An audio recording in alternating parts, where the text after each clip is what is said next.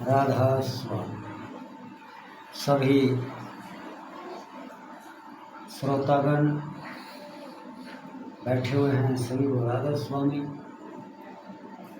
और हाथ जोड़ के विनती है कि कोई भी महापुरुष है, संत सतगुरु जब भी धरातल पर आते हैं तो इस समाज के कल्याण के लिए आते हैं।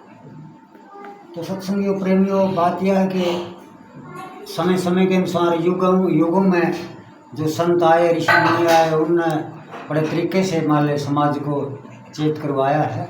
और अब समय जो है, कभी ईश्वर की केयर होती है, कभी मेहर हो है। ये तो समय है, ये समय बड़ा बलवान है, उसकी विधाता की गति ने वही जाना है।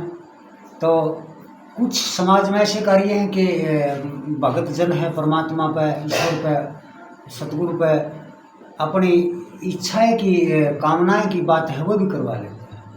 पर आज तो महाराज सतगुरु कंवर साहब जी मौजूद सरकार बैठे हैं, इतने परम संत, इतने दयालु संत हैं। इन्होंने तो अपना सब कुछ इस समाज का कल्याण के लिए इतना तरक्की और इतना माले विवेक और इतना ज्ञान दे करके बड़े तरीके से समाज को चेतान लग रहे हैं। बहुत ही सरल भाषा में, सरल ज्ञान में ज्ञान उपदेश देकर जनता को, समाज को, संगत को, प्रेमियों सत्संगियों, ये समय बार बार नहीं मिलता। ये भी एक बड़ी मौज की बात है जो कि आज संतों ने बड़ी कृपा करी हुई है समाज पे। और सबसे जितने संत और उसी सारा समझ सरावे रे, बिना नाथ सुनो बेसाधु सहजो मुक्ति पावे रे, कि जितने भी संत हुए हैं सभी ने समाज का भला किया है, बड़ी कुर्बानियाँ दी हैं।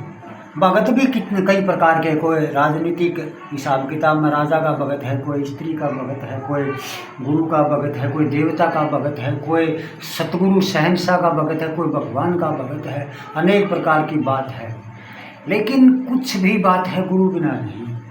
गुरु के अंदर जो प्रकाश है, गुरु के अंदर जो भंडार है पूरा, जिसने विवेक और ज्ञान कम है, में भरपूर समुद्र की तरह उनके अंदर कोई कमी नहीं होती, वो भरपूर हो। बार बार संत आते हैं, समाज को बड़े तरीके से मान ले वो जनता को समझावे है। और वो जो समझ गया उनके इशारे को, उसका बेड़ा पार।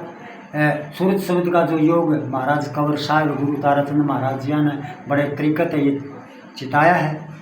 तो जिनको इस विवेक का इशारा पकड़ लिया, कोई मुश्किल नहीं, बहुत सहज योग है। तो इसको ध्यान में रखना सख्त जरूरत है। राधा स्वामी।